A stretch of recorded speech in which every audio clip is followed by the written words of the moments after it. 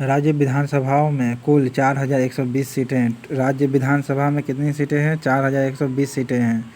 4120 सीटें राज्य विधानसभा में कंट्री में पूरा है, ठीक है। जिसमें से अनुसूचित जाति और जनजाति के लिए सीटें आरक्षित है 1109 सीटें आपको बता चुके हैं। 1109 सीटें रिजर्व हो जाएगी। अनुसूचित जाति या जनजातियों के लिए विधानसभा में सीटों की संख्या है, जिसमें से 1109 सीटें जो है अनुसूचित जाति और जनजातियों के लिए आरक्षित रहेगी। 4120 में से 1109 सीटें एससी और एसटी के लिए रिजर्व रहेगी राज्य विधानसभा में आर्टिकल 332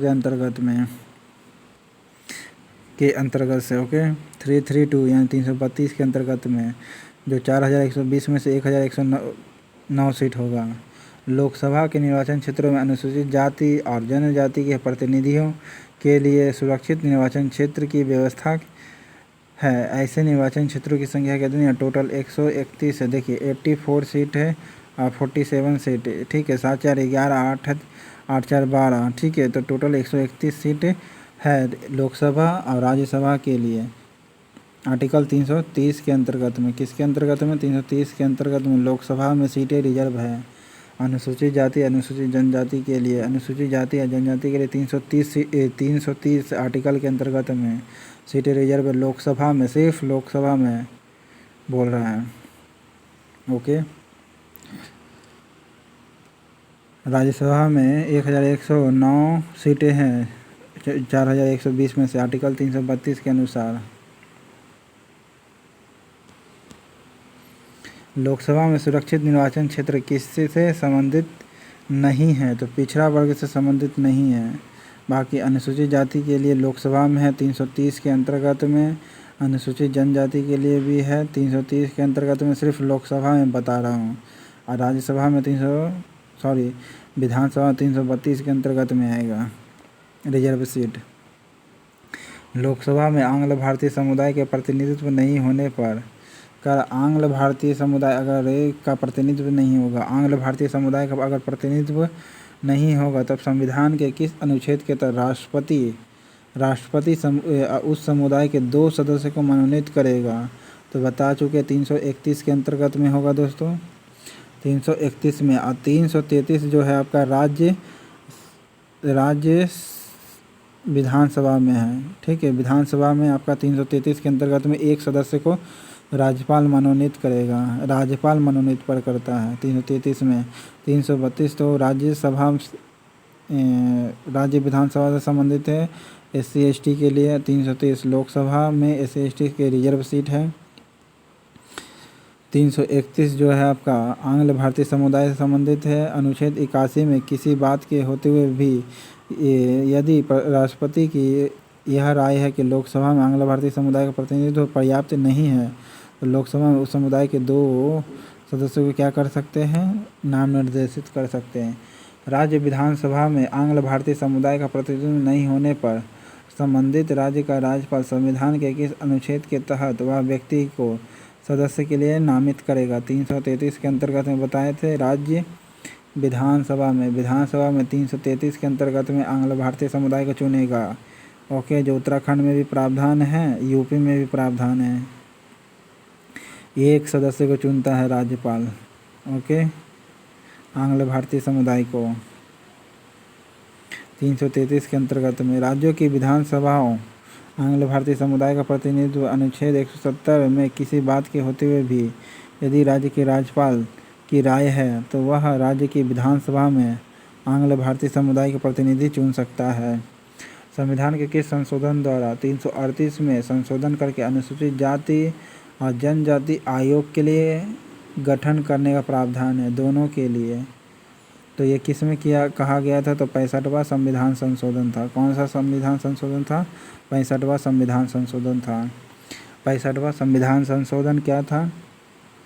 अनुसूचित जाति और जनजाति के लिए आयोग का गठन का प्रावधान है। आयोग का गठन का प्रावधान है। आयोग का गठन अनुसूचित जाति और जनजाति के लिए किसका प्रावधान है? आयोग का गठन का प्रावधान है। आयोग का गठन का प्रावधान है। अनुसूचित जाति और जनजाति के लिए क्या प्रावधान है? अनुसूचित जनजाति या जाति के लिए आयोग का प्रावधान है। आर्टिकल 338 के अंतर्गत में। आर्टिकल किसके अंतर्गत? 338 के अंतर्गत में। 338 के अंतर्गत में अनुसूचित जाति या जनजाति के लिए आयोग गठन करने का प्रावधान है। ये 65वां संविधान संशोधन करके किया गया था। व्यवस्था 65वां अमेंडमेंट किया गया था। 65वां संविधान संशोधन किया गया था 1990 में।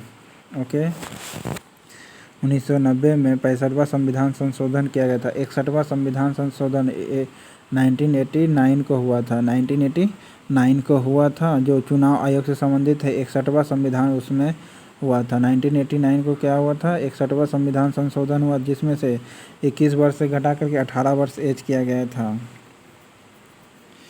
ओके, संविधान के किस अनुच्छेद द्वारा अनुसूचित जनजाति के लिए पृथक राष्ट्रीय आयोग बनेगा? पृथक राष्ट्रीय आयोग गठन करने का प्रावधान है। तो 85वां जो था, पृथक राष्ट्रीय आयोग गठित करने का प्रावधान है। SC/ST के लिए नहीं, सिर्फ ST के लिए बोल रहा है। शेड्यूल ट्राइब के लिए एक अलग से प्रावधान किया गया 89वां संविधान संशोधन करके। ओके, 89वां संविधान संशोधन करके अनुसूचित जनजाति के लिए पृथक राष्ट्रीय आयोग 89वां होगा। अनुसूचित जनजाति के लिए एक अलग से राष्ट्रीय आयोग गठन होगा। जबकि 65वां बोलता है अनुसूचित जाति और जनजाति के लिए क्या होगा? राष्ट्रीय आयोग गठित किया जाएगा। ये 89वां संविधान संशोधन 2008 को हुआ था। 89वां संविधान संशोधन कब हुआ था? 2008 को नहीं, 2003 को हुआ था।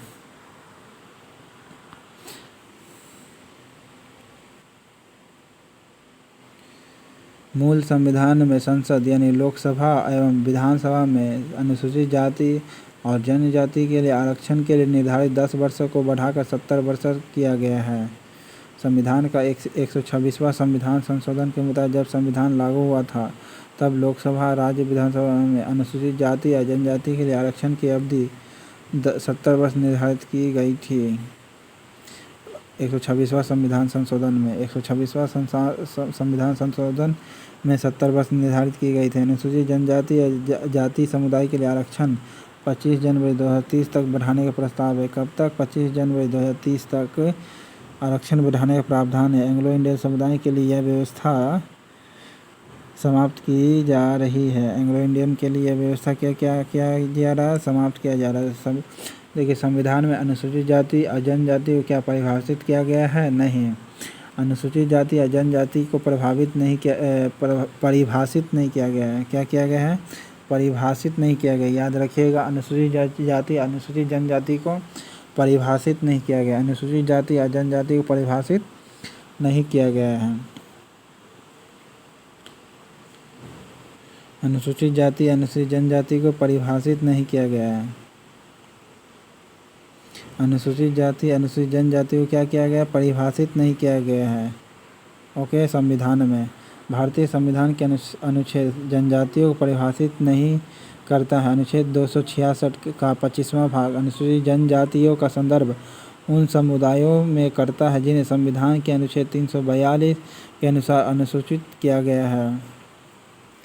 संविधान के अनुच्छेद 342 के अनुसार अनुसूचित जनजाति वे आदिवासी या आदिवासी समुदाय या इन आदिवासियों और आदिवासी समुदाय का भाग या उनके समूह जिन्हें राष्ट्रपति द्वारा एक सार्वजनिक अधिसूचना द्वारा इस प्रकार घोषित किया गया कि अनुसूचित जनजाति देश भर में मुख्यतः वनों और पहाड़ी इलाकों में फैली हुई है। अनुसूचित जनजाति लोग ज़्यादातर कहाँ तक? वनों और पहाड़ी क्षेत्रों में रहते हैं।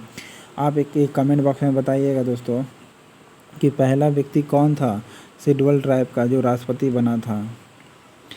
और समय समय पर इसे व्हाट्सएप पर शेयर करते रहिए दोस्तों। रिपोर्ट एरर हो तो बताते रहिएगा, ठीक है। प्रत्येक राज्य में अनुसूचित जाति और जनजाति की सूची कौन तैयार करता है? प्रत्येक राज्य में बोला है, राज्य में बोला है तो राज्यपाल करेगा, संबंधित राज्य के राज्यपाल करेगा। प्रत्येक राज्य के राज्यपाल की सलाह से राष्ट्रपति करता है। इससे अच्छा ऑप्शन ये रहेगा आपका, प्रत्येक राज्य के राज्यपाल की सलाह से राष्ट्रपति तैयार करता है।